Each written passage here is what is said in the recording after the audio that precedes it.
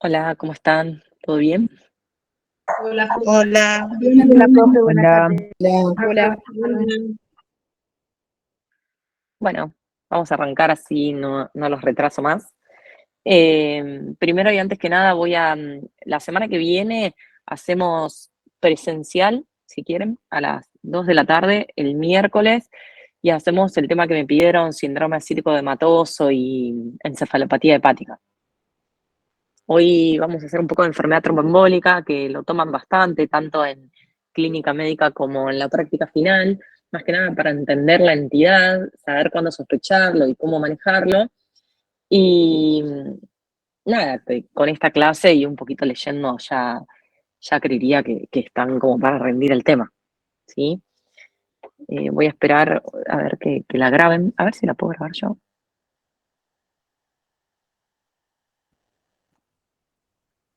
No,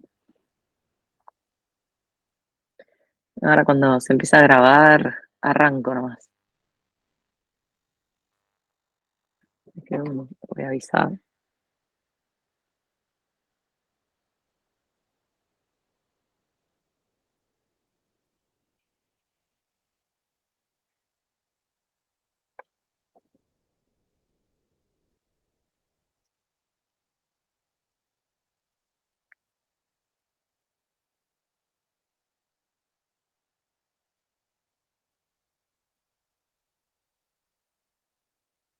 Después, si quieren, organizamos unos encuentros virtuales en el receso de invierno como para repasar algunos temas. Esto de linfoma, leucemia, síndrome de lisis tumoral, se los puedo preparar para el receso de invierno.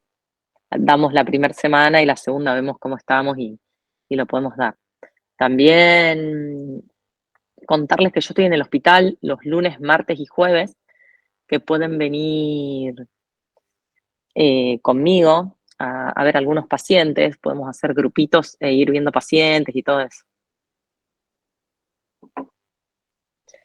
Bueno, Helen, Como para. disculpa, ¿qué día Sí, dijiste?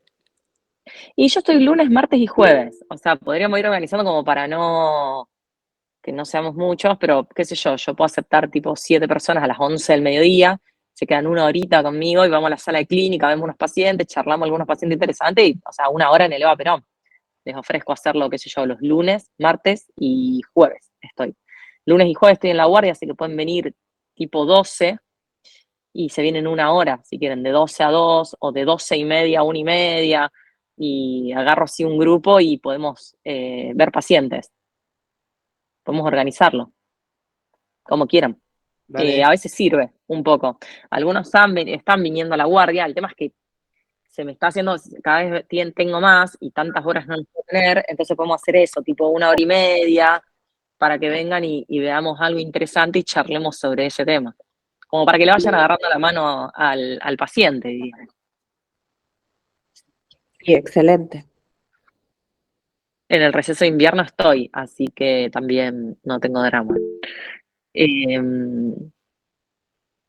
Bien, ¿se está grabando?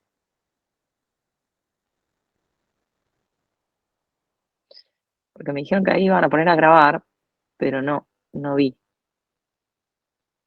Por las dudas, porque me pidieron que la grabe.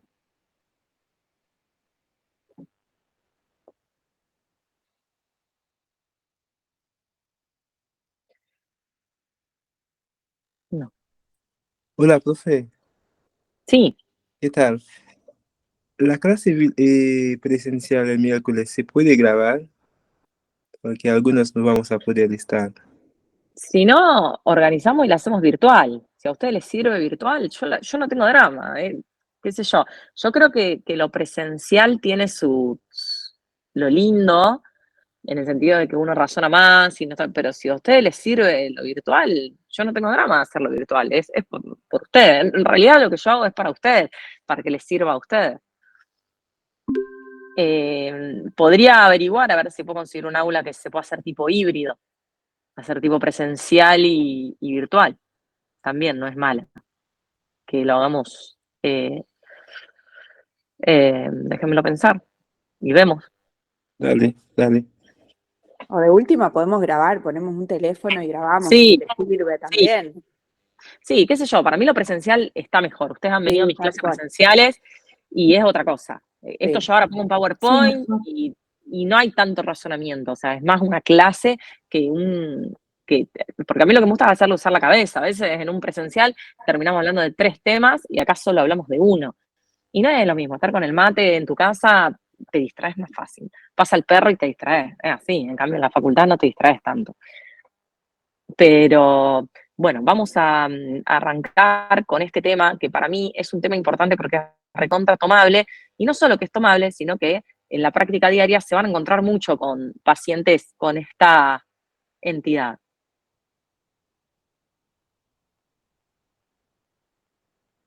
A ver, me encanta porque ahora no puedo. ¿Cómo me cuesta presentar en esta computadora?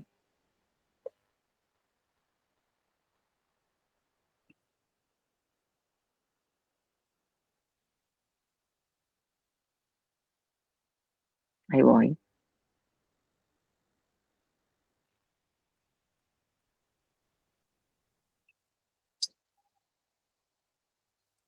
A ver, un segundo. Si cambia todo. Ah, se tildó. Ah, listo. Hermoso. Ustedes ven la pantalla, diría, del PowerPoint. ¿No ven? No, además se me retildó. Se ve el logo de PowerPoint, nada más. Claro, nada más. No, y no me deja ahora tocar nada. Ay, cambié la computadora y pará, que ahora no puedo salir. Está tildadísima.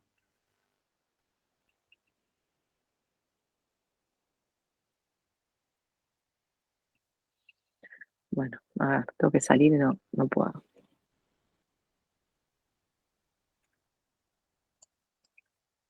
Bueno, nada, no puedo salir.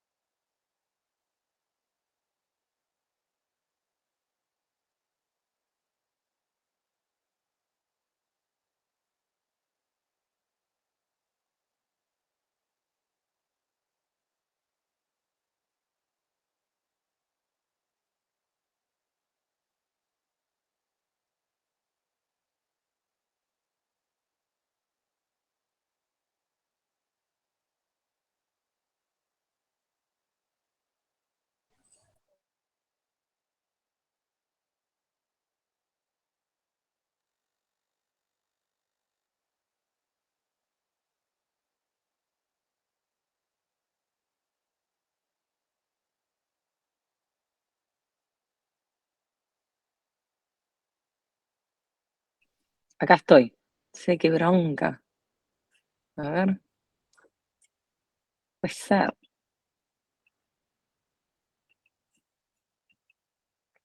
Ahora sí lo ven. Ahí sí se Sí, ve. profe. Sí, pero no ven el Sí. PowerPoint. No No, me se ve deja. tu O sea, pantalla. es la computadora. A ver, ahí está. No es que no me deja apretar el. No sé si alguien sabe, porque yo sé de computadora y esto me está. Ahí está. Ahí Ahí está. aparece. Mm, Bueno, ahí sale. Ahí está. Ahí, Ahí. Ahí. está. Pero no me Sí. deja poner. Ahí está, pero. Y este Ahora sí. cartelito chiquito lo ven. el que Sí, estoy moviendo, ¿no? ¿Viste? Pero no lo puedo ocultar. Vos cuando, en otras computadoras yo pongo ocultar y se va el cartelito, pero no, acá no, pongo ocultar y se me va la pantalla. Bueno, lo voy a dejar ahí arriba. Ahí está. Ahora sí. Bueno, no sé por qué se me complica tanto. Bueno, vamos a hablar un poco de enfermedad tromboembólica y a qué entendemos por enfermedad tromboembólica y cuándo vamos a sospechar la enfermedad tromboembólica, ¿sí? Por eso les traje 3 casos clínicos que son recontra frecuentes en la guardia. Los que han estado conmigo en la guardia han vivido experiencias de sospechar un tromboembolismo pulmonar, una trombosis venosa profunda. Entonces ya el protocolo lo hacemos siempre y nunca cambia, siempre es el mismo, ¿sí? Entonces, soy muy top, necesito sacar esto, pero no sale. Bueno.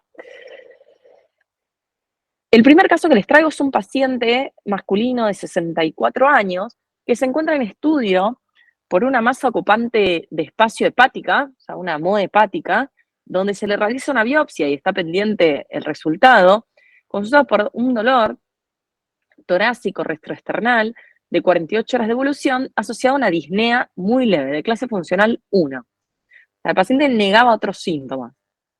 En realidad, este paciente ingresa atraído por los familiares con un moderado estado general, pérdida de peso, un poco histérico, estaba decaído, ya con un tiempo hacía bastante que el paciente no tenía hambre. Entonces, eh, nos ingresa por este dolor torácico, un dolor torácico bastante inespecífico, bien retroesternal, pero era algo nuevo que refería, ¿sí? Con una disnea que no sabíamos si era por esta pérdida de peso y esta hiporexia, pero refería a esta disnea clase funcional 1 y negaba otros síntomas. Estaba lúcido, nos podía contar todo el interrogatorio, estaba vigil, orientado, con una tensión arterial de 110/70, una frecuencia cardíaca de 110, o sea, estaba taquicárdico y saturaba 88% aire ambiente. No tenía edemas en miembros inferiores. ¿Por qué les traigo esto? Porque esto es recontra frecuente. El paciente cuando ingresa ni nos dice lo de la biopsia. O sea, obviamente cuando nosotros lo vemos en un dolor torácico, pérdida de peso, todo eso es como que era difícil en el interrogatorio porque era un paciente que obviamente parecía que tenía un síndrome constitucional y empezamos ahí a interrogar si tenía alguna enfermedad, nos había dicho que no, y después nos empieza a contar esto de que tenía una MOE hepática. Obviamente el paciente estaba bastante negado, no quería asumir que eso podía ser maligno, y estaba la biopsia pendiente. Entonces, porque esto es difícil, porque ustedes les toman esto en un examen, hoy porque sabemos que vamos a hablar de enfermedad tromboembólica, entonces ustedes me dicen, un TEP, sí, obvio. Pero cuando ustedes están frente a este caso clínico en un examen y nadie les dice que te van a tomar TEP, es difícil pensar en un TEP acá. Entonces yo les quiero dar algunos datos para que no se olviden. Cuando vos tenés un paciente con síntomas todos inespecíficos, centrate en el principal, que es en el dolor torácico, y empezás a ver, bueno, del dolor torácico, ¿qué puede llegar a tener el paciente? Y, a ver, tiene dolor torácico, puede tener un síndrome coronario agudo, puede tener una esofagitis, puede tener algo muscular, una disección de aorta, o sea, todas las causas de dolor torácico. Pero cuando ustedes se centran en eso, tienen que ver qué les está mostrando el cuerpo, qué les expresa el cuerpo, ¿sí? O sea, porque vos tenés un paciente con determinados síntomas, pero al examen físico nos muestra algo. Nos muestra que está orientado, está vigil, en ese sentido, está neurológicamente bien, pero tiene una tensión arterial normal y taquicárdico, ¿sí? Está taquicárdico. O sea, esa taquicardia, siempre a la taquicardia no la minimicen. Nunca minimicen la taquicardia, ¿sí? Porque en el momento que ustedes minimizan la taquicardia es el momento que se pierden la sospecha diagnóstica. Acá el cuerpo nos muestra que hay una taquicardia frente a una desaturación. ¿Será hipoxemia? ¿No será hipoxemia? Y no lo sé, pero está desaturando y está taquicárdico. Entonces ahí ya empezó. O sea, por ejemplo, un síndrome coronario agudo, ¿qué signos vitales yo espero tener? Hipotensión. El síndrome coronario agudo, estando en un shock, estarían tipo en un shock cardiogénico. No es lo más frecuente. ¿Usted qué esperarían encontrar un dolor torácico de un síndrome coronario agudo? Taquicardia, hipertensión. Hipertensión. Hipertensión. Taquicardia puede ser, no está mal. ¿Qué más? Síntomas vasovagales. Síntomas neurovegetativos, como sudoración, Sí. palidez. Sí, es lo que... Disnea más marcada, a un grado un poco mayor, quizás. claro. Y, Ver si el dolor se irradia algún miembro. claro. O el sea, las dolor. características del dolor serían un poco diferentes. Estaríamos hablando de un paciente capaz que con más factores de riesgo cardiovascular, una hipertensión. O sea, el paciente casi siempre viene hipertenso, no hipotenso. El hipotenso viene, si vos tenés un paciente con un dolor retroesternal, hipotenso, ¿cómo estaría clínicamente? ¿Hipotenso? Desorientado. Desorientado. Con decaimiento. Sí, signos de hipoflujo cerebral. ¿Qué más? Con los Signo de miembros. hipoperfusión. Extremidades frías. Claro, el famoso frío, el paciente sudoroso frío, puede estar un poco cianótico, puede estar, porque se te está entrando en shock cardiogénico. O sea, un síndrome con un dolor retroesternal en el contexto de una hipotensión arterial, ojo al piojo, revísenlo bien, porque puede estar entrando en shock, puede estar en una insuficiencia cardíaca en shock. A ver, ¿qué otros signos tendría? Capaz que tendría unos rales crepitantes bivasales, tendría una ortopnea. ¿Me explico? Acá hay una desaturación con una taquicardia. Y un dolor torácico ahí, y con un factor de riesgo muy grande. ¿Cuál es el factor de riesgo muy grande? La masa ocupante de espacio. Claro. ¿Y por qué? ¿Qué significa eso? Porque la masa ocupante Porque de el espacio paciente, es un estado de hipercoagilidad. Claro, el paciente con cáncer son pacientes que suelen hacer enfermedades tromboembólicas, muy frecuentes. Entonces, ahí ya tenés varios datos, pero acuérdense de esto: taquicardia, hipoxemia, en un dolor retroesternal, tranquilamente, puede ser también algo infeccioso pulmonar. Tranquilamente. Claro. ¿Qué le falta? La fiebre, la tos, la expectoración. ¿El estado no le faltaría ahí que sea más específico, como para decir que es una neumonía? Faltarían varios datos. No tiene un síndrome de condensación. Pero o sea, no tiene un síndrome de condensación ni cardiológico ni infeccioso. O sea, no tiene rales crepitantes focales, tampoco tiene rales crepitantes bivasales, tampoco tiene taquipnea. El paciente, fíjense, que es un paciente que está desaturando, que tiene un factor de riesgo muy grande, y obviamente está taquicárdico. Obviamente puede haber una evolución de esta enfermedad de base y puede tener metástasis pulmonares, y puede ser por eso que está con dolor torácico, e hipoxemia y taquicardia. Claro. Che, Belén, pero vos, o sea, si tuvieras síntomas respiratorios, le podrías hacer una placa y también primero Obvio. un electrocardiograma por ser un paciente, bueno, 64 años. Este paciente se gana de cabeza la radiografía y el electro. O sea, cuando yo te pregunto a vos, si estamos en un examen, te pregunto hipótesis diagnóstica, no está mal que me puedas decir un síndrome coronario agudo, no está mal que me digas una progresión de su enfermedad o algo infeccioso, y tampoco está mal, y no olvidarse del TEP. Pero no está mal que digan los otros, porque acá no te estoy diciendo muchos datos. Lo único que te digo, está desaturando, está taquicárdico y tiene estos síntomas inespecíficos. Pero esto es re frecuente, y es re frecuente que le tomen un caso clínico así. Para esto, para ir sacando, para esta discusión que estamos haciendo ahora. Che, mirá, para síndrome coronario le falta un poco más de presión, le falta más factor cardiovascular, le falta más, pero el electro va. El electro va. Ahora, ¿le pedimos una troponina o no le pedimos una troponina con electro normal? Y no se la Yo te lo pedimos. pediría por la edad también, porque es factor de riesgo la edad. Pero la edad sola no te hace pedir una troponina. O sea, ponele, Clínica con esta clínica tan inespecífica y un electro negativo, la enzima es de más. Lo dejás al final el síndrome coronario agudo. Lo dejás, o sea, a vos su vez tenés. también, Sí. por el tiempo de evolución del cuadro, tiene una evolución de 48 horas, quizás no es lo Excelente. primero que escuchar. Fíjense la importancia de la semiología. Excelente. Porque con 48 horas, si ponele que haya sido un síndrome coronario agudo hace 48 horas, tendría más secuelas, estarían o con más disnea, o con más signos de de sobrecarga, ponele, si se infartó. Por eso, cuando ustedes hacen una hipótesis diagnóstica, en base a cómo van recibiendo los resultados, van poniendo primero o segundo alguna. Porque con esto, yo te digo, síndrome coronario agudo, progresión de enfermedad. Entonces voy diciendo, bueno, le hago un electro. El electro es normal y ya el síndrome coronario agudo me baja un poco. No se va de mis hipótesis diagnósticas, me baja. Voy a sospechar otras cosas. ¿Qué sospeché? Progresión de la enfermedad. Le pido una placa de tórax. La placa de tórax, si es normal, y ya también lo voy bajando. Entonces le pido un laboratorio y en ese laboratorio le pido un dímero D y el dímero D es negativo, ya está. No le voy a hacer una angiotac. ¿Me explico? O sea, ustedes lo van. Este ordenar las hipótesis diagnósticas van en base a cómo le voy haciendo los estudios complementarios. Y esa es la idea de los integradores, que ustedes puedan razonar este caso clínico. Porque si yo les tomo este caso clínico en un examen, ustedes me resbalan un montón, pero porque es difícil.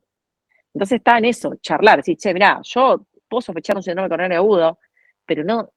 ¿Qué suma? Ustedes acuérdense de esto, ¿qué suma y qué resta? Suma la edad y el dolor, nada más. O sea, no suma nada. Dos criterios. ¿Qué suma para TEP? Y suma la hipoxemia, la taquicardia, que esté normotenso, el dolor torácico retroesternal de 48 horas de evolución, y obviamente suma un montón el antecedente de esta enfermedad neoplásica activa, porque ni siquiera está haciendo tratamiento específico. Está esperando la biopsia. Esperando la biopsia. Entonces, y ahí ya gana mucho más el TEP, acá. Mucho. ¿Y qué tiene para progresar su enfermedad? Un montón también. Entonces, yo sin una radiografía de tórax mostrándome una progresión pulmonar, tranquilamente puede estar pelea ahí mano a mano con el TEP. ¿Sí? Pericarditis. ¿Qué le falta para la pericarditis? Fiebre. Fiebre. La fiebre, los síntomas bien de infeccioso. Y no desatura la pericarditis, chicos. ¿Por qué te desatura? ¿Qué le falta para una insuficiencia cardíaca? Ingurgitación yugular, Edemas. LD, La clínica. La clínica. O sea, no tiene un síndrome de condensación. Entonces, esto es un caso. Acuérdense, los factores de riesgo importantes para la enfermedad tromboembólica, o sea, el tumor está, y hoy en día entran un montón de pacientes oncológicos a la guardia, y cualquier tipo de síntoma inespecífico como disnea, dolor torácico, siempre sospechar el tromboembolismo pulmonar, más en estos pacientes, ¿sí? Fíjense el caso, estos son dos casos reales de Eva Perón. El tema que este paciente, el primero, no era una moda hepática, sino que era pancreática. Pero es real este paciente. Esto también es real, es la abuela de un alumno mío que me llamó para preguntarme.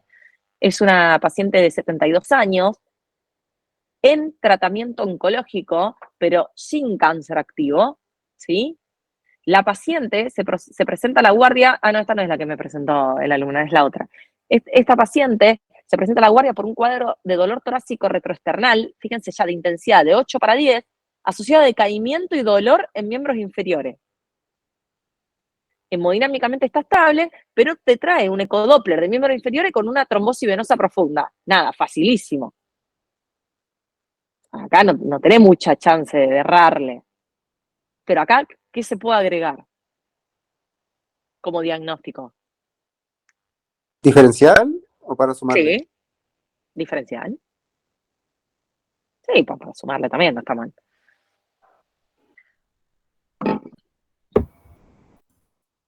O sea, obviamente, parece un tromboembolismo pulmonar. Claro, un síndrome coronario agudo. Esta paciente se va como un electro de acá a la China. De acá a la China. Pero fíjense, estos son todos casos clínicos de pacientes que tienen factores de riesgo. No olvidarse los factores de riesgo. Está bien, esta fue fácil porque nos trajo un ecodoppler. Pero el que no te trae un ecodoppler, fíjense que este dolor torácico asociado a decaimiento general, a veces de miembros inferiores, esta paciente estaba hemodinámicamente estable, porque seguramente, capaz, que esta paciente con un ecodoppler, con una trombosis venosa profunda, ya esté en tratamiento con anticoagulante. Entonces, capaz que no tiene la clínica de la trombosis venosa profunda. Pero no se olviden esto. Y fíjense, esta paciente está en tratamiento oncológico, pero no tiene cáncer. Seguramente está haciendo algún tratamiento de preventivo, que lo tuvo el cáncer y ahora no lo tiene. Este es el abuelo de un alumno.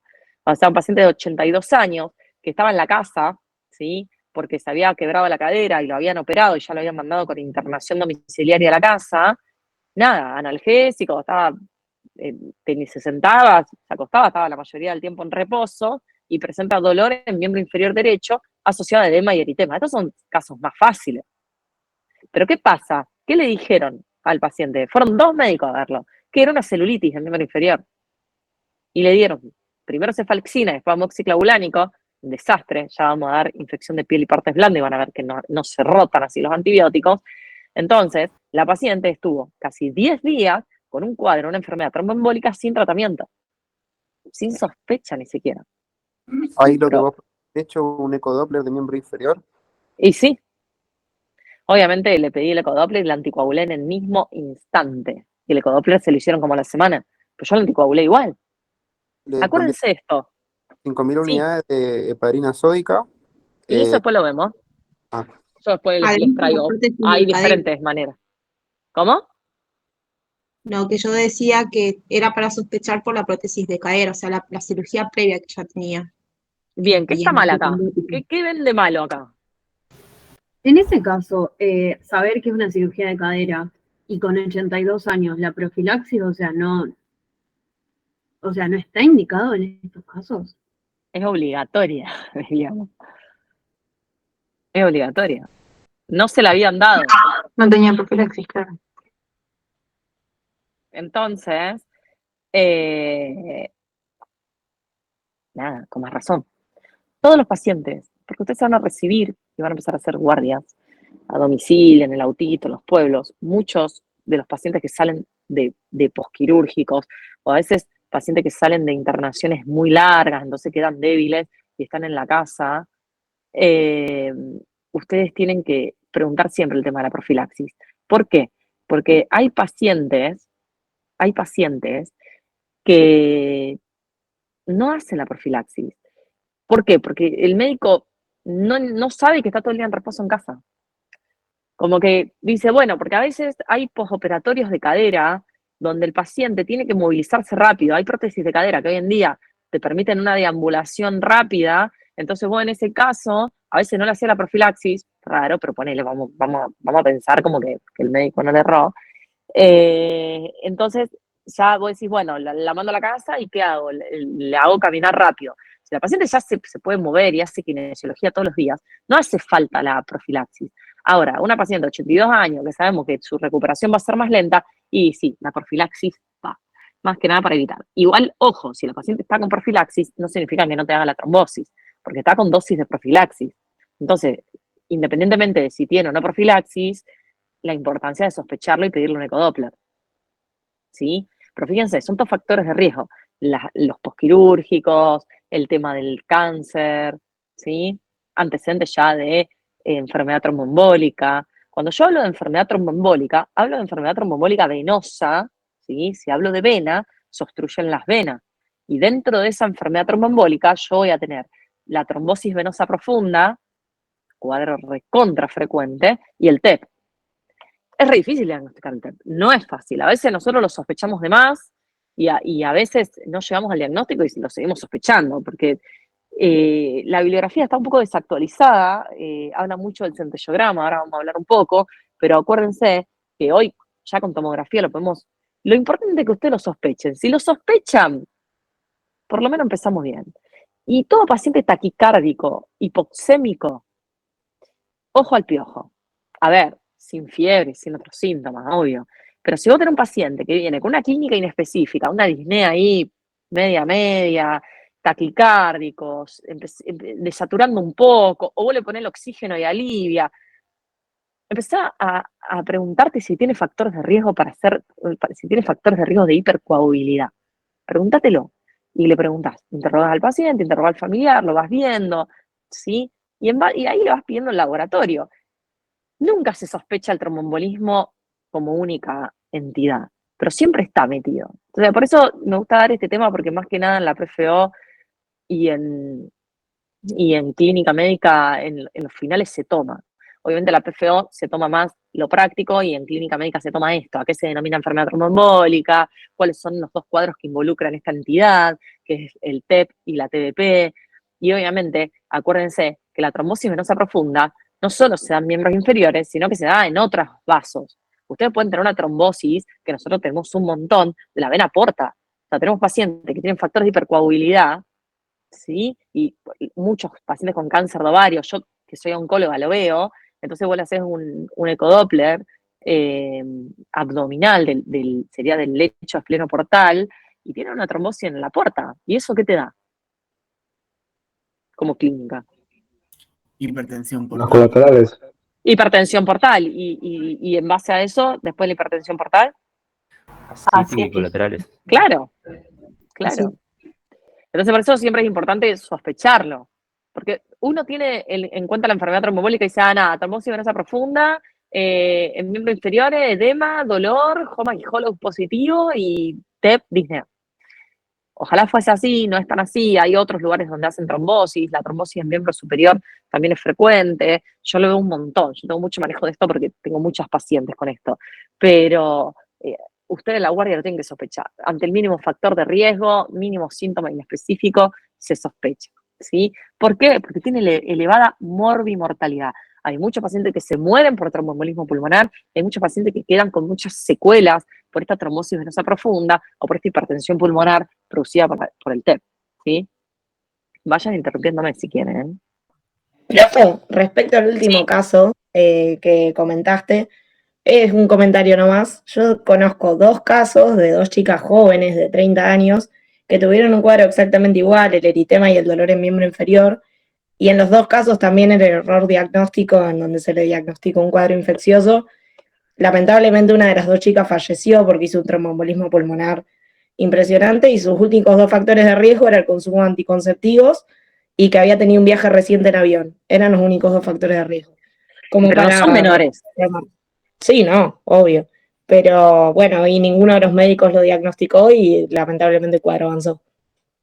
Mirá, yo tengo una paciente, yo a los pacientes que tienen cáncer, cuando ellos, yo tengo muchos pacientes que les gusta viajar porque saben que están en sus últimos años de vida y empiezan a viajar. Y en el público son pacientes que viajan en colectivo o en tren. Bueno, ahora una paciente mía se va la semana que viene al norte, o sea, se va en tren. ¿Cuántas horas son de tren? Más de 12 horas de tren hasta el norte. Bueno, yo le di profilaxis a esa paciente. O sea, Claro. y sí, o sea, vos sabés que tenés un paciente con, o si no, por ejemplo, mirá este factor de riesgo, varices. O sea, vos tenés un paciente con muchas varices, un terreno varicoso tremendo, que le ve las piernas y tiene golfo, tiene una insuficiencia venosa, o sea que hay mucho éxtasis venoso en el miembro inferior, y va a irse a Europa en avión, que son 13 horas, esa paciente tiene que hacer profilaxis. Claro. Y además le podés poner esas tipo Las vendas elástico. elásticas, También de compresión. obvio, Le decís que se cuando vaya. recontra usan. Pero viste que vos no ustedes se reciben y no lo hacen. Pero ¿por qué no nos enseñan esto? Lo aprendés después que te enterás de estos casos. Pero por eso siempre está bueno saberlo. No solo porque es muy raro que lleguen a la muerte, o sea, esto fue una mala suerte, pero chicos también, si una paciente joven que tenga una celulitis en miembro inferior, ponele, raro, ¿por qué no tener celulitis en miembro inferior en una paciente joven? O sea, también porque para tener una celulitis en miembro inferior, para tener una erisipela, tenés que tener factor de riesgo, tenés que tener una uña con una micosis o un pie diabético o algo, tenés que tener una puerta de entrada para semejante, o tenés que tener un terreno varicoso importante. O sea, la ecografía muchas veces va, y es una ecografía, no estás pidiendo una resonancia magnética con contraste en 4D. Estás pidiendo es más, una ecografía por compresión. Y acuérdense que la trombosis venosa profunda no da fiebre. Semejante infección en piel y partes blandas, y algo, un 37,5 te tira. Y además, cuando vos le das antibiótico, que le das Clinda, TMS o cefalexina, depende de qué sospechás, la paciente a las 24 horas mejora. Mejora. O sea, una paciente con una trombosis venosa profunda a las 24 horas no mejora. Entonces, una de las pautas de alarma cuando vos sospechás algo infeccioso es, che, si no mejorás, volvé. Volvé. O porque te toca rotar el antibiótico, o porque te toca hacer una ecografía. Acuérdense de esto, si yo no trato rápido la enfermedad tromboembólica, puedo producir gran discapacidad, que es lo que hablábamos. Fíjense que los pacientes, a veces la mitad de los pacientes con trombosis venosa profunda desarrollan un síndrome postrombótico. Esa pierna queda con edema, esa pierna queda con dolor, o a veces con más debilidad de lo habitual. Y ni hablar la hipertensión pulmonar. Hay pacientes que quedan con disnea. Hay gente que se va de vacaciones y mete montaña, mete todo, no está acostumbrada a nada y está haciendo trombo.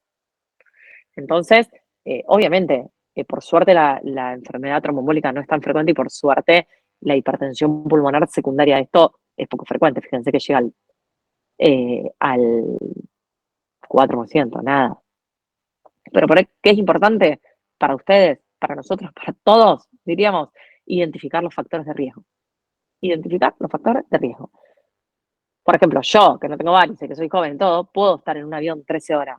Pero si yo ahora agrego varices, si yo agrego, por ejemplo, otro factor de riesgo, con un factor de riesgo no va a anticoagular. Pero con dos factores de riesgo sí. La anticoncepción depende cuál. Hoy en día los últimos anticonceptivos es raro. Esa chica capaz que tenía algún factor más genético procoagulante, porque es raro, no está indicada en la anticoncepción y viaje largo una profilaxis. Más que nada en los últimos anticonceptivos que no tienen nada de hormonas, nada. Tal vez un síndrome antifosfolipídico podría tener la chica. Claro, obvio. Entonces acá tengo los factores de riesgo. ¿Cuáles son los factores de riesgo de la enfermedad tromboembólica? La hipercoagulabilidad. ¿Cuál es? Los adultos mayores, los que tienen cáncer, obvio, el síndrome antifosfolipídico que hablábamos, ¿sí? Paciente, acá tenés, tratamiento con estrógenos, pero bueno, hay que ver la cantidad. O sea, hoy en día el estradiol 0,02 no es nada para desarrollar una enfermedad tromboembólica.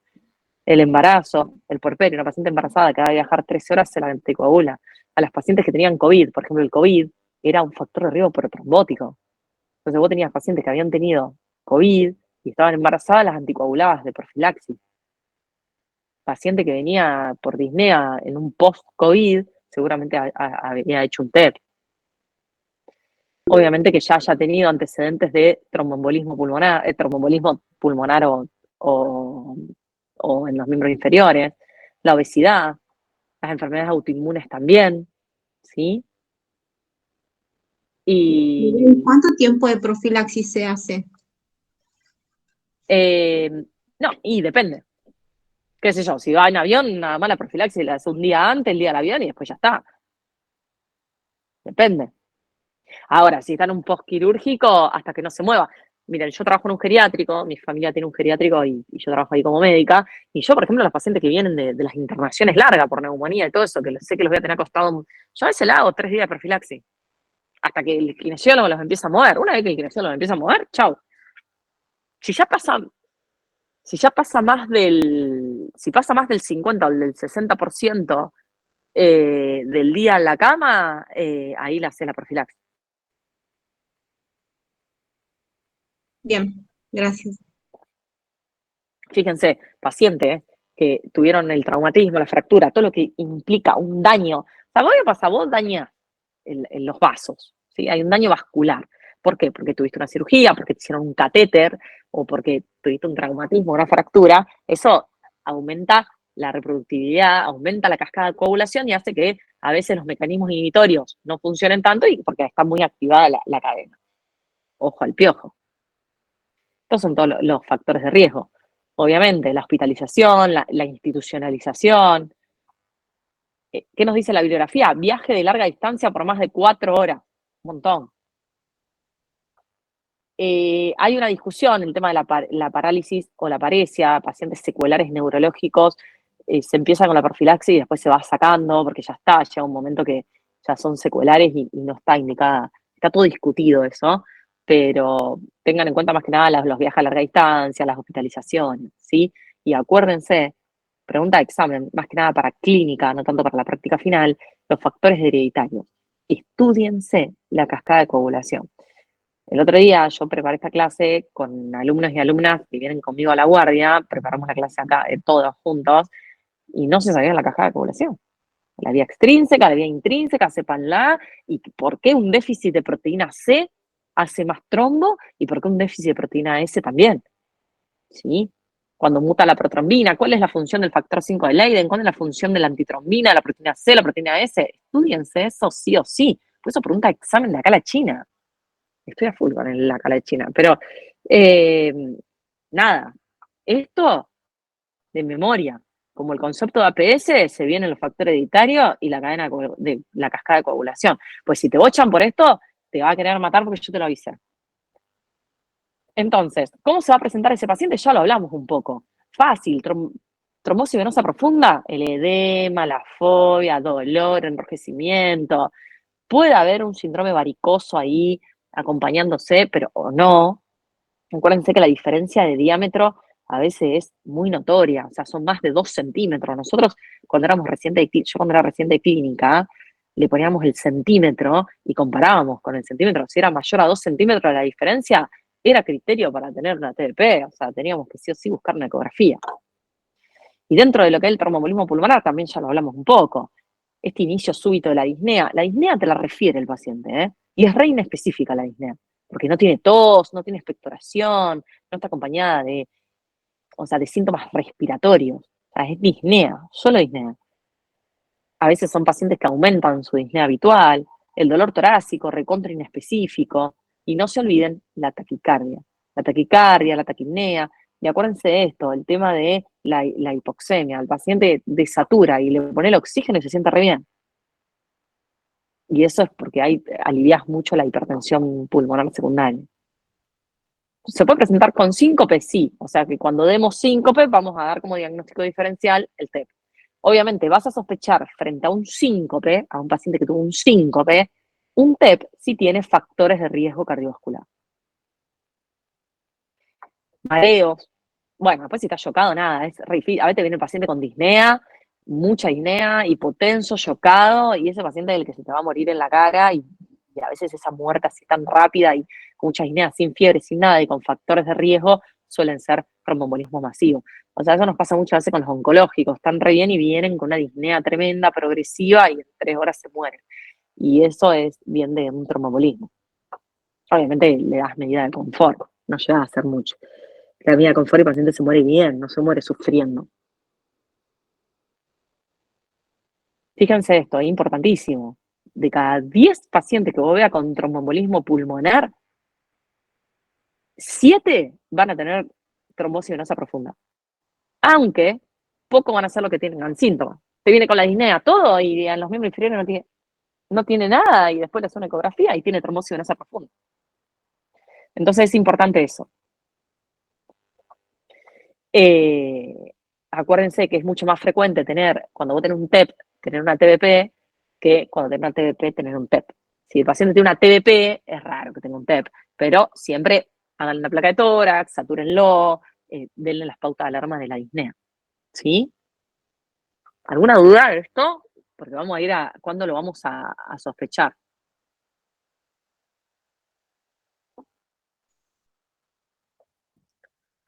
Y A ver, una sí. pregunta. Los otros casos de tromboembolismo pulmonar, ¿cuál es la causa? Si no es una trombosis venosa profunda. Nada, un trombo que se genera, por ejemplo, por una FA. A veces son trombos que se originan en el mismo tumor. O sea, hay una hipercoagulabilidad. Se te arma el trombo dentro de la vena y se va. Y capaz que no se te enclavó el trombo en los miembros inferiores, pero sí en el pulmón. Vos el estado de hipercoagulabilidad es sistémico, lo tenés en todo el cuerpo. Claro, gracias. También puede ser por embolia de grasa, ¿no? Sí, pero ojo, pero no estaríamos hablando de enfermedad tromboembólica. O sea, venosa. La embolia grasa tiene otra fisiopatología. Sí, la clínica es igual. Tiene Claro, el digo, factor de riesgo. Sí, de un TEP, sí, obvio. la fractura de fémur. Claro, pero ahí viste vos, no sabes si una embolia grasa o tranquilamente puede ser también un tromboembolismo pulmonar. La embolia grasa se da más rápida, porque en el momento de postquirúrgico inmediato. Es muy raro que el paciente te haga y a veces en el contexto de profilaxis, el paciente está anticoagulado todo y empieza con una disnea súbita, progresiva, la embolia grasa es más, mucho más clínica, te da mucho más clínica. Pero vos lo tenías con profilaxis. A veces no sabés si es un trombo venoso por grasa o por hipercoagulabilidad. lo sospechás por esto, porque sí, bueno, una fractura de cadera, un traumatismo, una fractura expuesta. Pero a eso, como lo vas a hacer profilaxis sí o sí, si te hace la clínica, seguramente sea por embolia grasa.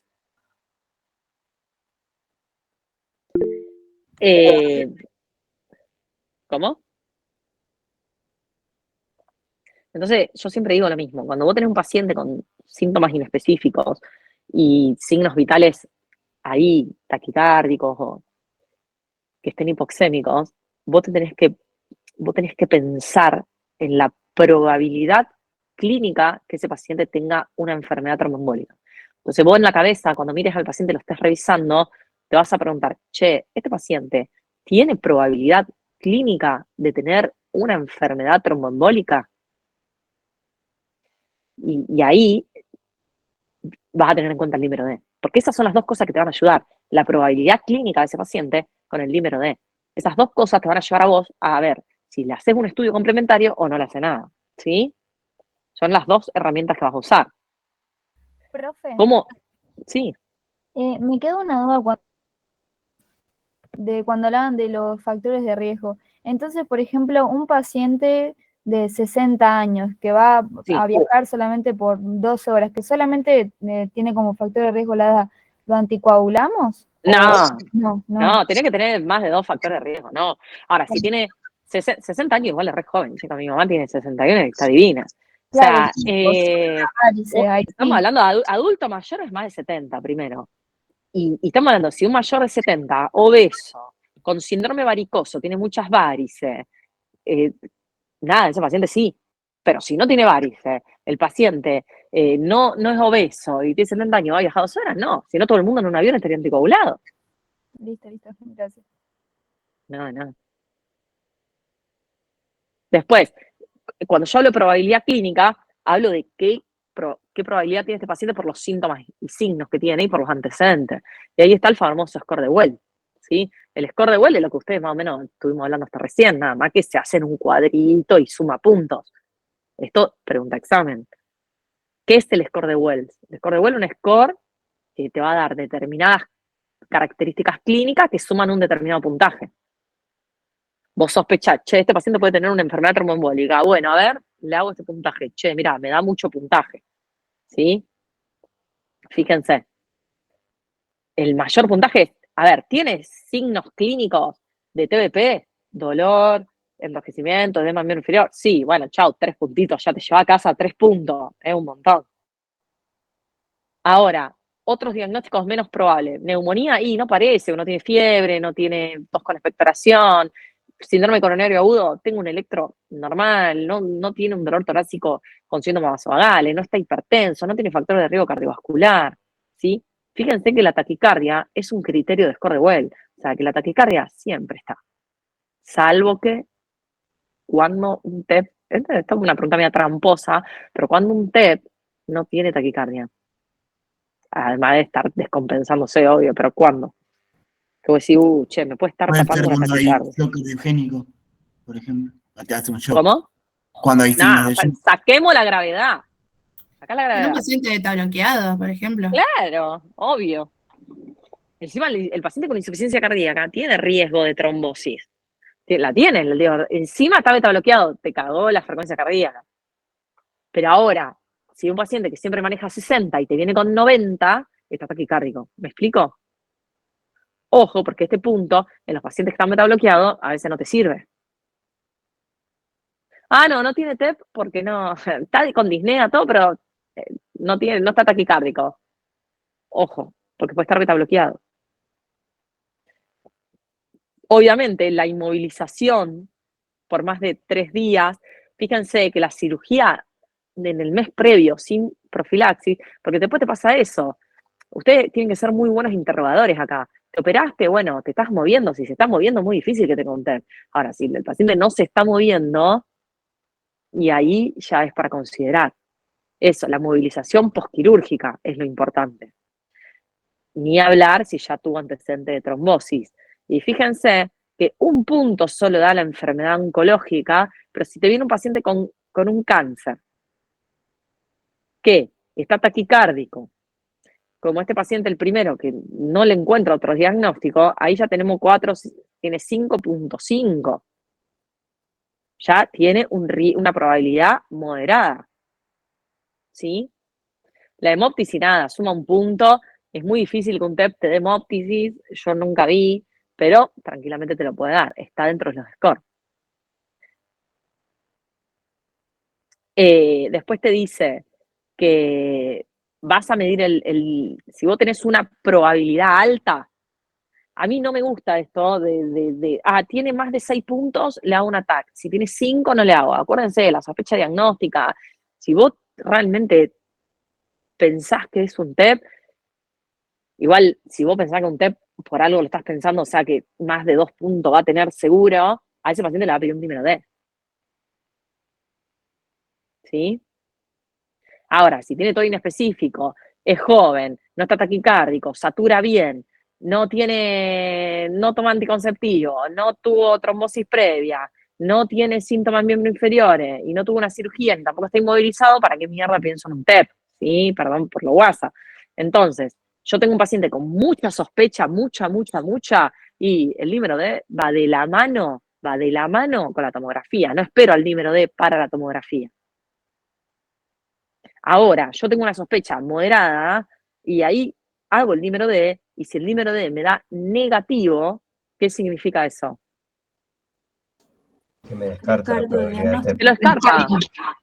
Te lo descarta. ¿Por qué? Porque sí o sí el dímero D, ¿qué es el dímero D? Es un subproducto de la fibrina. De la degradación de la fibrina. Bueno, esa es una pregunta de examen. Entonces, el es dímero muy D- fácil que te dé positivo, porque una degradación de la fibrina se puede dar por cualquier cosa. Si un paciente que está cursando un postquirúrgico, tranquilamente te puede dar un dímero D alto, y no significa que tenga un TEP. Porque hay mucha degradación de la fibrina, porque está cicatrizando, estuvo sangrando por la cirugía, ¿me explico? Por eso es muy inespecífico. Acuérdense que el dímero D tiene un valor predictivo negativo alto. Si es negativo, descarto el TEP, voy a buscar otra cosa, me quedo tranquila. Ahora, si es positivo, independientemente del valor, acuérdense que tiene que ser obviamente más de 500, pero sí, depende de qué laboratorio usen, pero si es mayor a 5, por ejemplo, en el EVA Perón, ese paciente va a hacerse un angiotac. Este cuadrito a mí me encanta, lo saqué de Google, obvio, porque es muy claro, los factores de riesgo que estuvimos hablando recién, y después, este paciente tiene un TEP de acá a la China, pedirle el dímero D, pero seguramente ya le voy pidiendo la angiotac. Paciente con cáncer es un paciente que tiene riesgo de hacer un TEP, por lo menos lo meto en el angiotac. Este paciente del primer caso, que tiene una enfermedad oncológica, que está pendiente la biopsia, que viene por disnea, que está desaturando y ese paciente tiene todas las chances de tener un TEP. Ese paciente, yo le pedí el dímero D, era obvio que le iba a dar positivo porque tiene una enfermedad oncológica activa que degrada mucha fibrina, así que le pedimos la angiotac de entrada, ¿sí? O sea, no esperamos el dímero D, obvio que dio positivo. O sea, cuando tenés mucha probabilidad,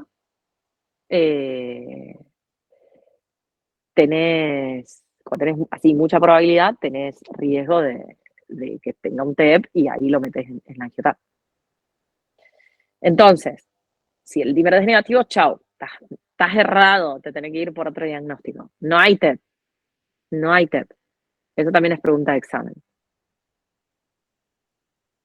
Al no ser tan específico, es como yo dije, tiene un valor predictivo negativo alto. Es muy sensible a la degradación de la fibrina, pero muy poco específico para decirte que hay un TEP. Te dice, no hay TEP. Pero bueno, nada más, es lo que te puede dar el dímero D. ¿Sí? Acuérdense que es fácil, es barato, se hace en todos lados, se saca sangre del paciente y se espera, es rápido. ¿Sí? Y bueno,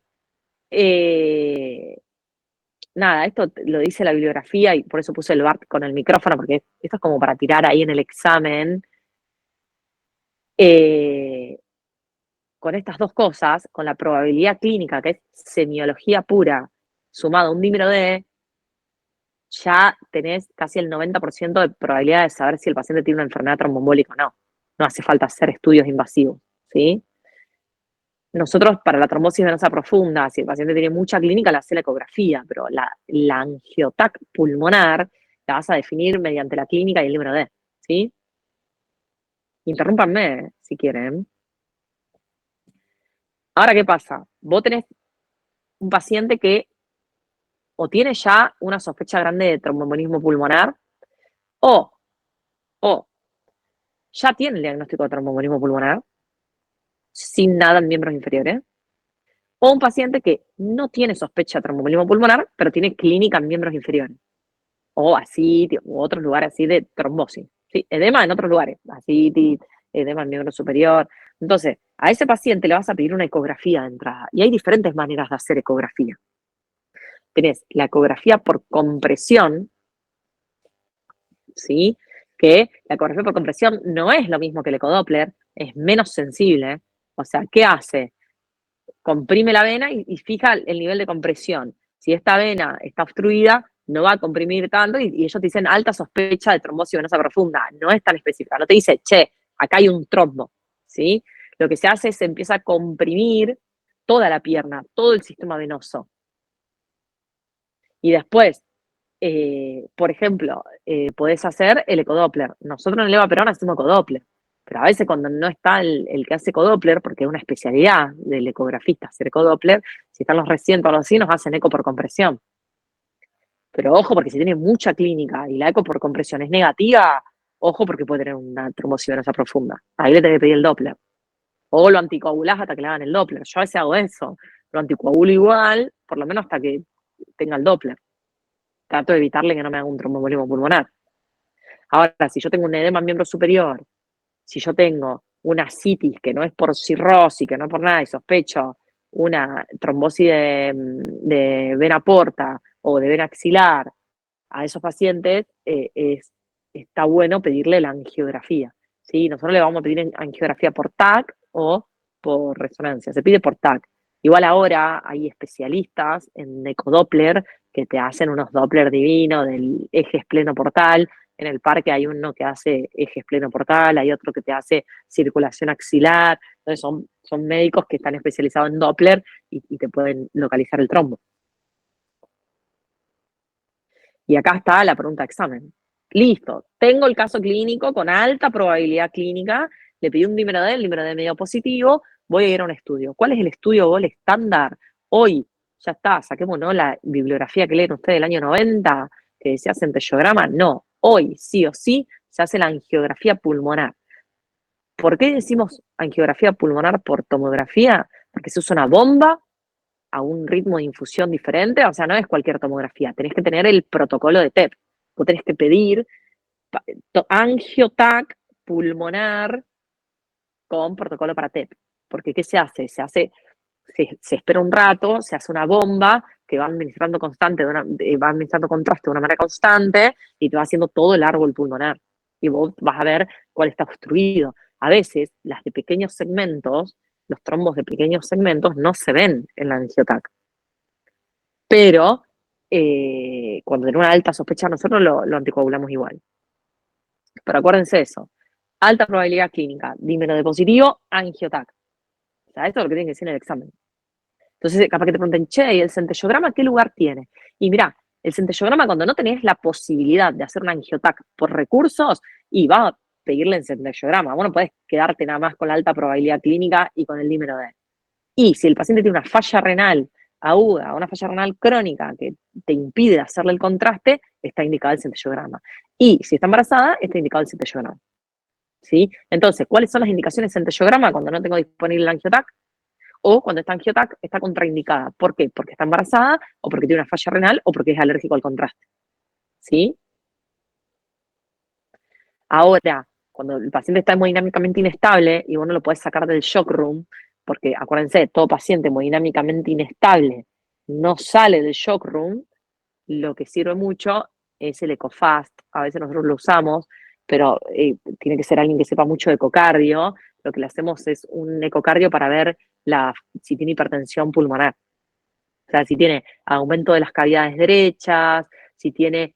yo después les voy a mostrar un electro que le saqué foto de una paciente después se las voy a comentar, que vino la semana pasada a la guardia y que le dije a los chicos que la estudien, así que el lunes voy a ir a ver si la estudiaron. Es una que tuvo un TEP, después le voy a contar bien cómo fue, y bueno, esta paciente por suerte no se descompensó, pero cuando vos tenés paciente descompensado le haces un ecocardio transesofágico o un ecocardiograma transtorácico y le medís las presiones de toda la circulación derecha. Si tiene hipertensión pulmonar, es sugestivo, altamente sugestivo, de una trombosis pulmonar, ¿sí? ¿Se entiende? O les hice mucho lío. Entiendo. No, sí se entiende. Entonces, listo, alta probabilidad. Che, este paciente sospecha un TEP, la clínica, por esto, mirá el score de Well, me da alto, listo, le pido un dímero D positivo. Bueno, chao, le hago una angiotac. La angiotac me dice que hay un trombo, listo, ya está, tiene un tromboembolismo pulmonar. ¿Cómo está hemodinámicamente? ¿Está inestable? Ese paciente va de hemodinamia. O le hago una trombólisis con estreptokinasa, siempre y cuando no tenga contraindicaciones de tromboembolítico. ¿Sí? Esa es la única indicación de que el paciente entre en hemodinamia, esa es la única indicación de que el paciente haga una trombólisis con una estreptokinasa o con un PTT, lo que quieran. Después, hemodinámicamente estable. El paciente está estable, como estos que les mostré a ustedes. Son pacientes que están taquicárdicos, un poco hipoxémicos, pero están. A esos pacientes los voy a anticoagular. ¿Sí? Obviamente, si el paciente tiene un compromiso pulmonar importante, lo voy a dejar internado unos días hasta estabilizarlo bien, y si no, si tiene solo una trombosis venosa profunda y con un TEP, que el paciente está dentro de todo bien, lo puedo mandar a la casa anticoagulado, asegurándome que está anticoagulado, ¿sí? Entonces, vamos a hablar un poco de anticoagulación. Para hablar de anticoagulación, se tienen que saber el mecanismo de acción de los anticoagulantes. No lo sabían el otro día que yo estaba preparando esta clase.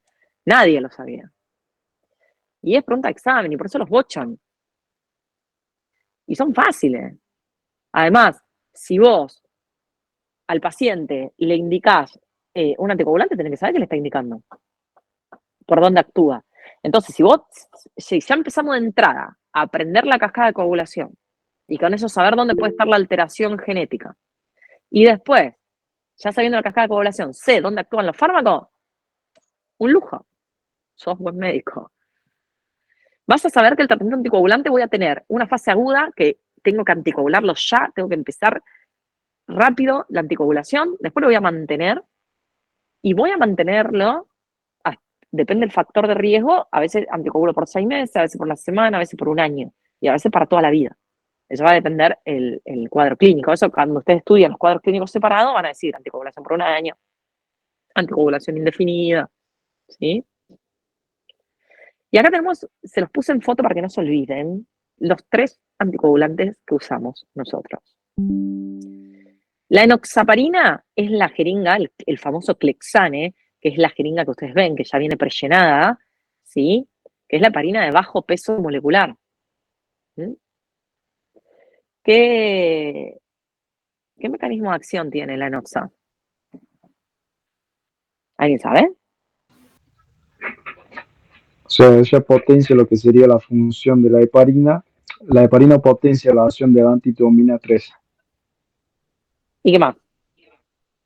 Y bloquea o inactiva el factor 10. 10A. Muy bien. Excelente. Eso es pregunta de examen. No es tanto la trombina. Eso. Inhibe el factor 10. ¿Y el factor 10? ¿En qué parte de la cascada de coagulación está? En la común. Sí, estudienlo. Porque me encanta que responde una nada más. Si yo pregunto otras cosas, la vida intrínseca. Si yo pregunto otra, en realidad es la común, es la que llega, es el fin, diríamos. Es el objetivo de las dos. Pero acuérdense de esto, estudienlo a esto. Pues esto lo toman. Y no solo porque lo toman, porque tienen que saber. O sea, yo le estoy indicando un anticoagulante al paciente, por lo menos tengo que saber. Por lo menos tengo que saber que le estoy indicando. La enoxa es una heparina de bajo peso. La heparina de bajo peso es una heparina que inhibe el factor 10 y se administra mediante vía subcutánea. Entonces, ¿cómo lo controlo yo? Si tengo que pedirle un laboratorio para ver si está anticoagulado o no, ¿qué le pido? Si está con enoxa, ¿Pedí el KPTP? El tiempo de protonina. vos le pedí el tiempo de protonina al KPTT. ¿Y qué mecanismo de acción tenía? ¿Te va a alterar la enoxa, el KPTT y el TP? No. No, porque es No, dosis dependiente, porque no es requiere. El ring claro, se una pide, ¿no? dosis ajustada. ¿Por qué RIN? No ¿Qué me mide el acuerdo. RIN? No, Ah, no. La ah, radiación internacional. ¿qué El inhibe RIN la es para enoxa? los anticoagulantes orales.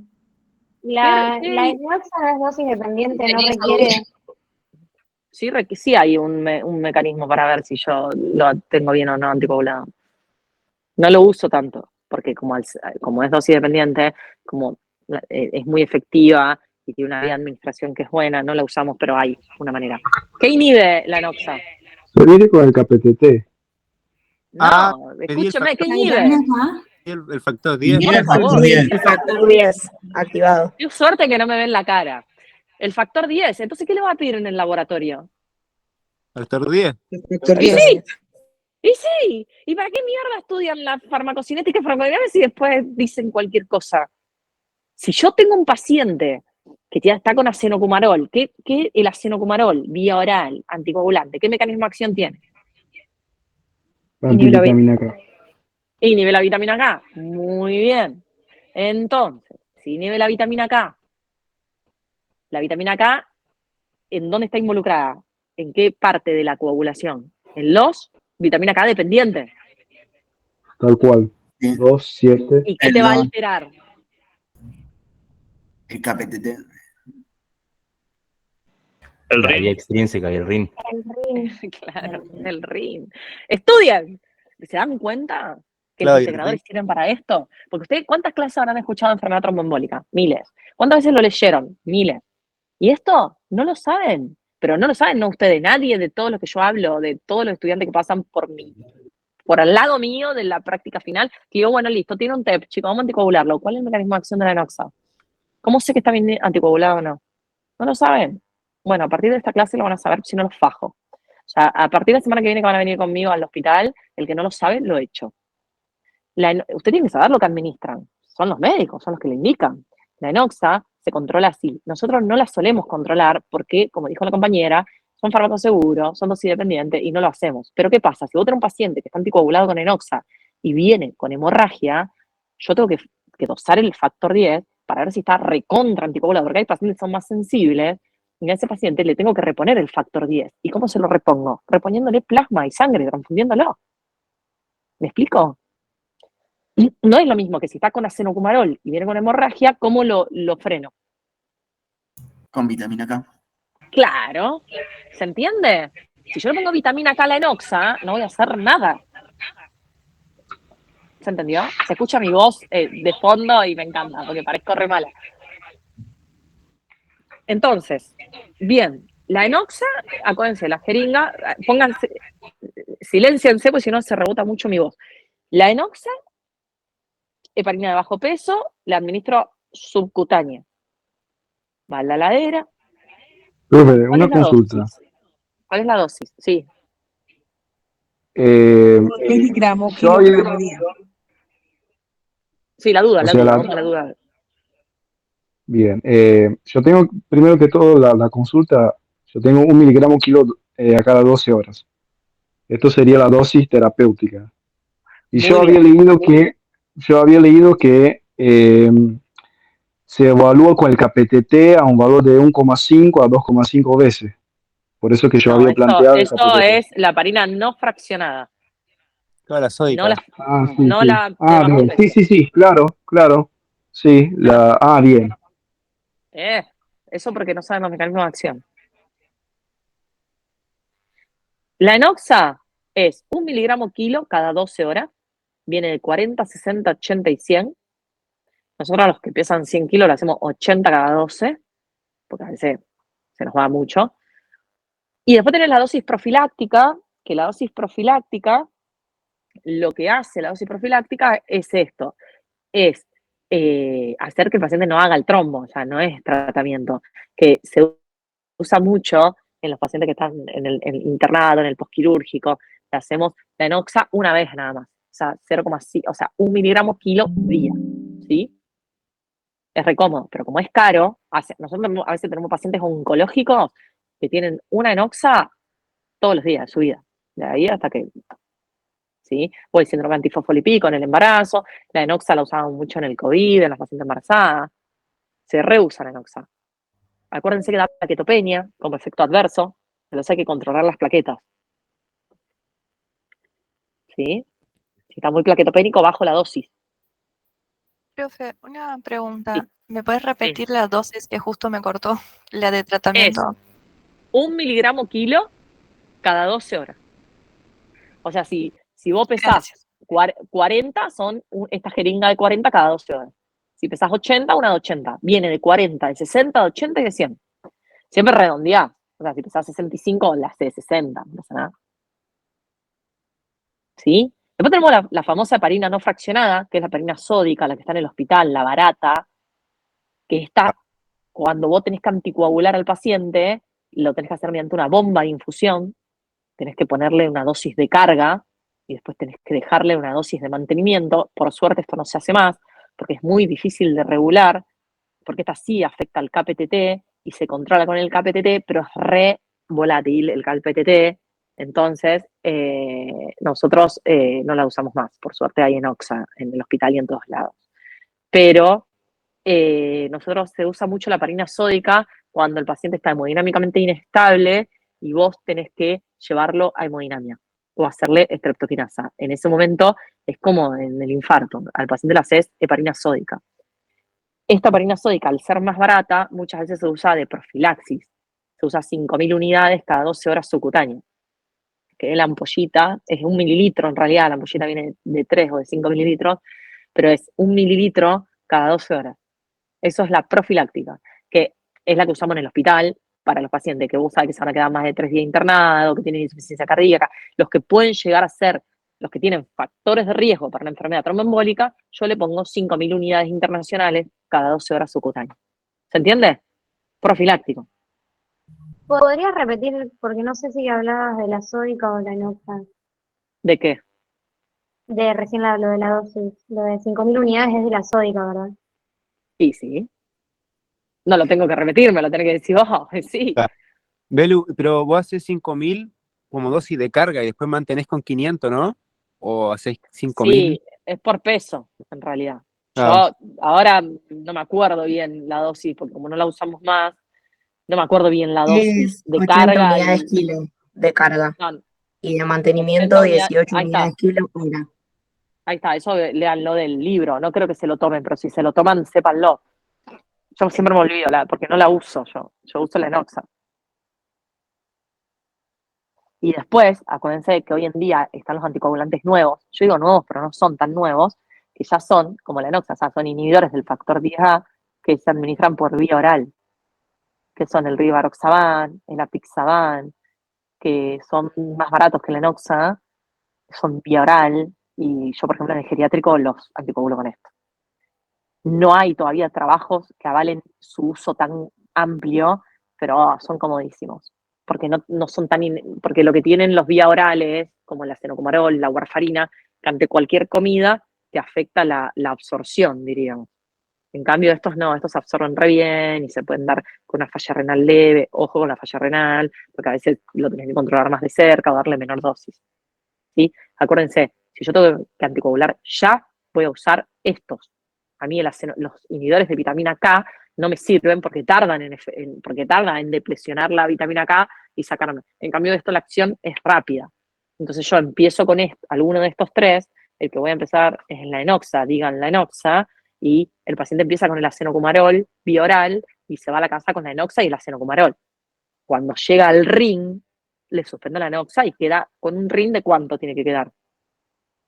Entre 2 y Entre 3. 2 y 3. Entre 2 y 3, sí. Esa es la forma más económica de anticoagular. Hoy en día hay muchos ya con rivaroxaban, apixaban, ¿sí?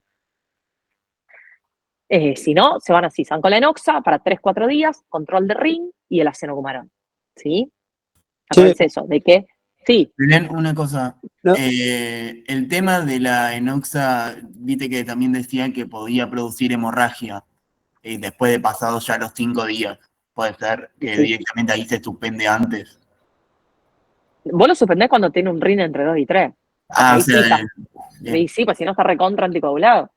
claro, Vos ya bien, cuando tenés un RIN de 2, la suspendés, pero por el riesgo de hemorragia, pero no por la enoxa, porque estás anticoagulando claro. dos cosas. Listo, era eso, gracias. Che, Belén, Obviamente que sí, no, mi pregunta era, vos dijiste que daba fibrinolíticos, pero esos se dan cuando han pasado como 3 horas y pasaron más, ya no te sirve la fibrinolítica. pero tiene que ser en realidad lo mejor es en la primera hora, como todo fibrinolítico, tanto en el síndrome coronario como, y si no, hasta 3 horas, ya después de 3 horas. El tema es que si vos pensalo así, vos vas a usar el fibrinolítico cuando el paciente está hemodinámicamente inestable, está en shock. Ya 3 horas no te va a vivir el paciente en shock. Claro, pero ponele, entonces, No lo va a poder usar porque no va a tener más pacientes. y te pregunto, ¿en la TDP no utilizás entonces fibrinolítico? No. Ah, Elena, aprovecho a hacerte una pregunta que es bastante específica.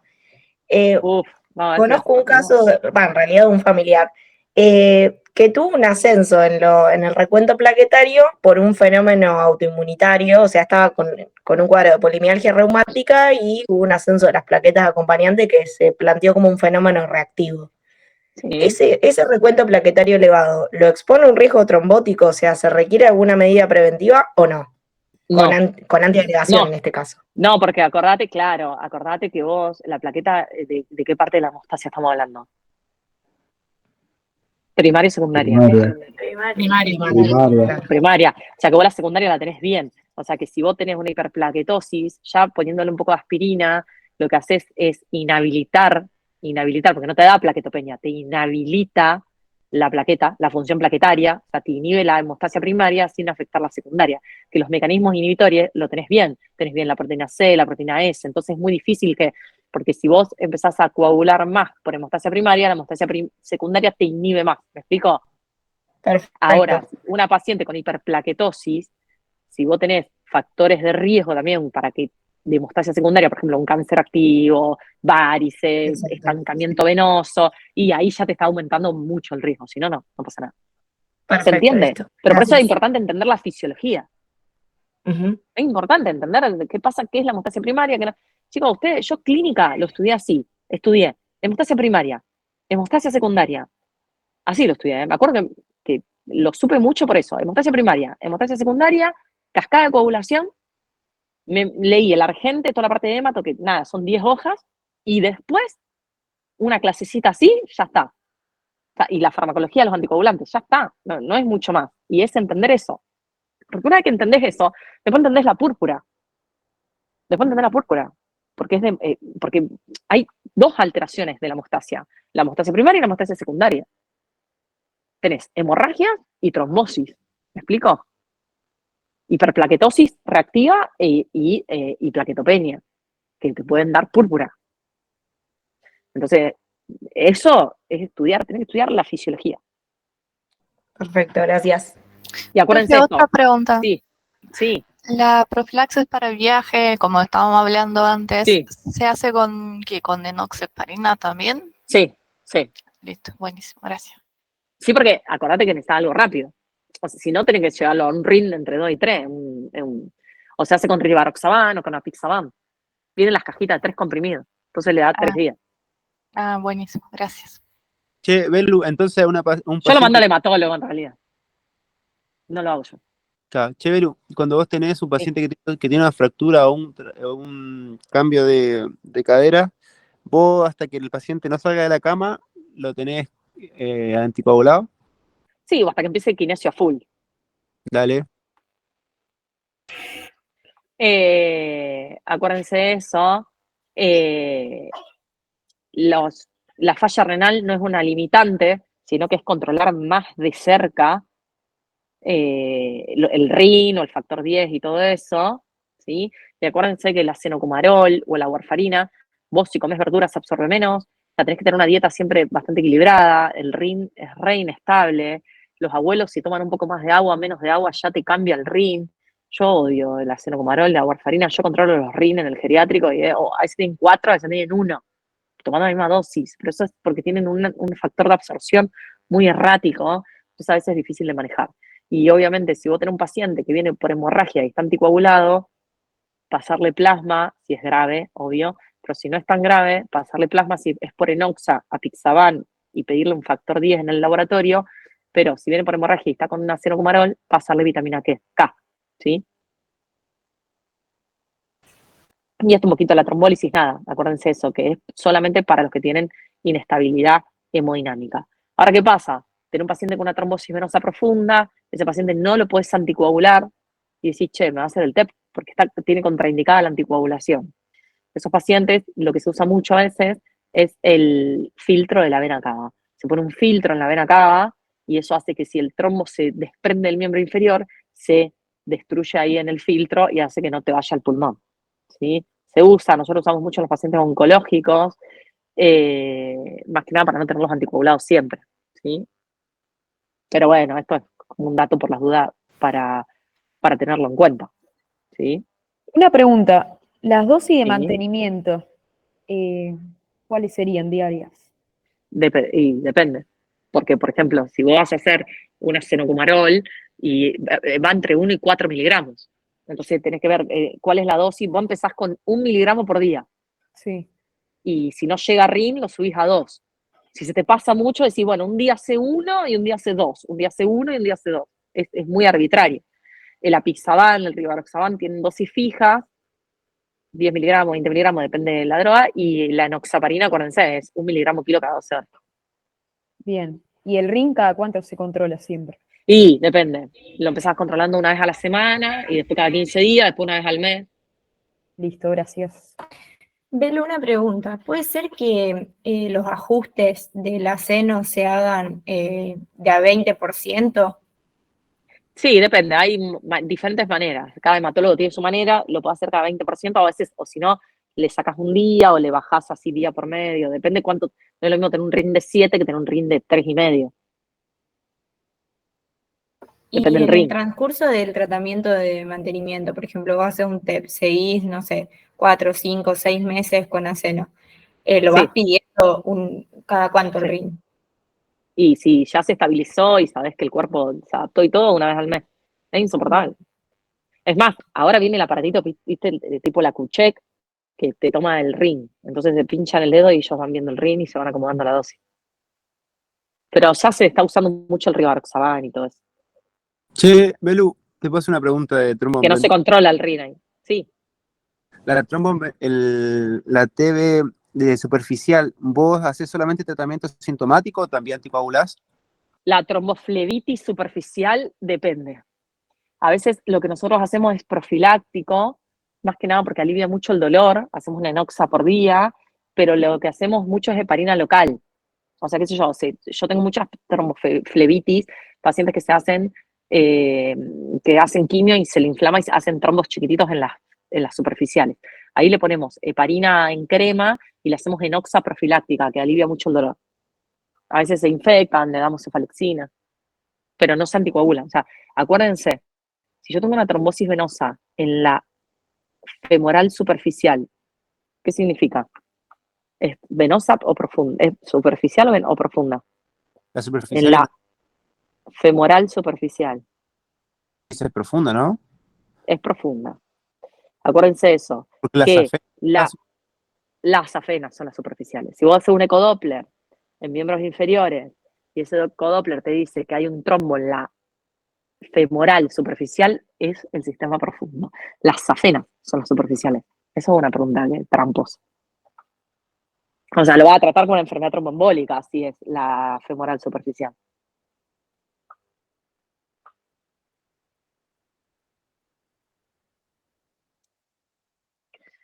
Y bueno, nada, esto es mi aporte de enfermedad tromboembólica. Estudienlo así, estudien hemostasia primaria, hemostasia secundaria, el mecanismo de acción de los anticoagulantes con la cascada de coagulación.